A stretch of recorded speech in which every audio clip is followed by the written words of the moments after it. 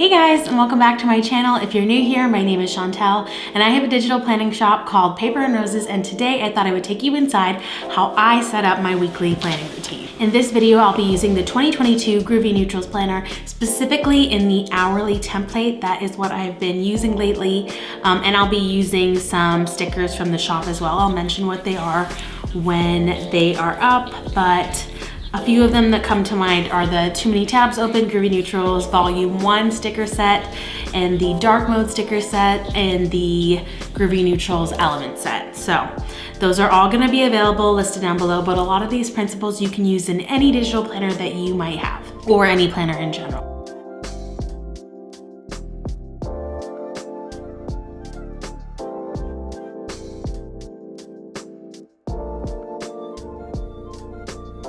The first thing I do is go ahead and put in my top 3 of the week. I'll change these around, but I usually have a good idea of the number 1 things I have to get done for the week in order to make it fruitful.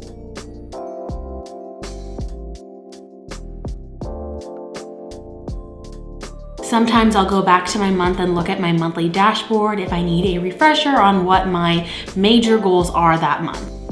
My weekly planning routine is kind of this built-in reflection time, so I can make sure I keep those goals top of mind. Then I move on to a little inspiration to get my mindset right. Sometimes I'll write in a quote, a book passage that I recently have read that I like, but lately I have been using a lot of Pinterest images and just pulling them into the planner.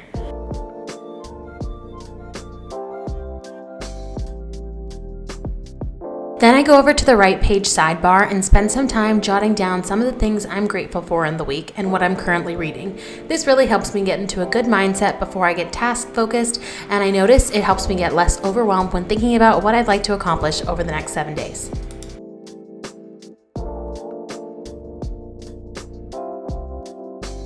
Then I go ahead and use my personal to-do list to jot down tasks I know I need to do. This is generally where I put chores I need to attend to, things to remember, if I have an event coming up, things like that. I like doing it this way to keep my personal maintenance tasks top of mind, since it's really easy for me to get wrapped up in my work tasks.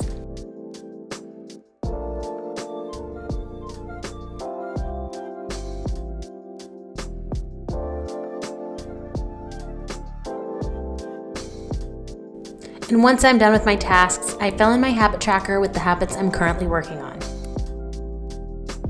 Now that I have my list of things I want to accomplish done, I'm going to decide where it makes sense in my week to get it done. I rough decide on what my top 3 tasks are going to be for the next week in the top section of my weekly view. This is a great way to give myself a realistic idea of what I can accomplish when and my deadlines.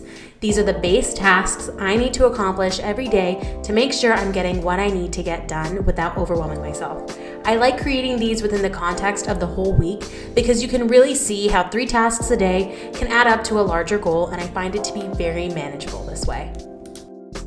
So what I like to do when I'm planning out my week is section up my days. First, I go ahead and put in my morning and evening routine stickers in. I've already hashed out how long those routines take and what I get done in them, and they set parameters around when I can realistically start and end traditionally productive tasks. Now I'm going to be grabbing my highlighter tool to block out my time. So of course, any plans that are finite like meetings and appointments, but I also like to time block out my work days that are more flexible. This is why I like the hourly so much right now. I really appreciate the accountability that comes from planning out how I spend my time. This way, along with giving myself and sticking to deadlines that make sense for my big picture goals, it also ensures I'm being mindful with my time and being realistic about how much I can get done, while also leaving adequate free time for rest and to spend time with people who are important to me, versus wasting a ton of it.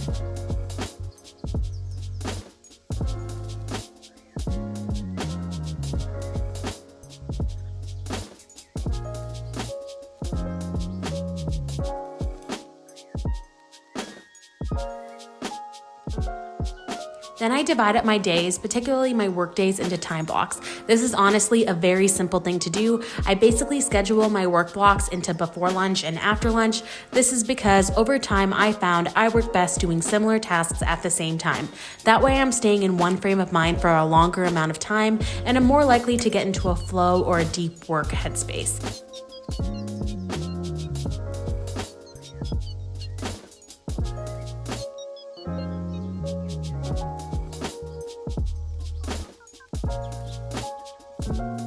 And then I use stickers to track the tasks I'm doing within those blocks, as well as anything time sensitive like appointments or meetings or things I'm planning to post.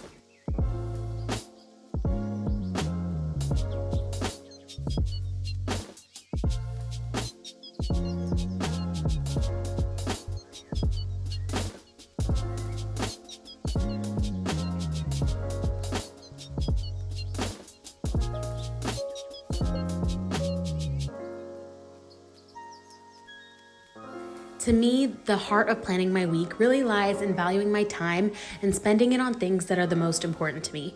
Planning helps me get really intentional about my time and my life, and since taking on the practice, I've accomplished more than I could have imagined without it. And it really doesn't take very much time to do. The raw footage for this video, for example, even with filming, was only 30 minutes long, and I think that's well worth my time.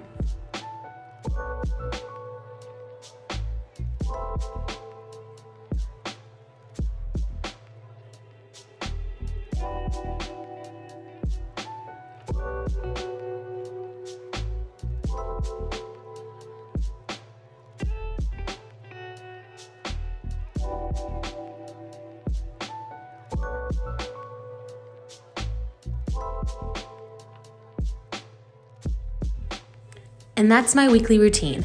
Of course, things don't always go according to plan. I go in and I move things around when I don't get something done on time or when I get things done faster and can get ahead. The point of my weekly routine is really just to give myself an overall sense of mindfulness in how I'm spending my time and what is really important to me. Because things go wrong every week.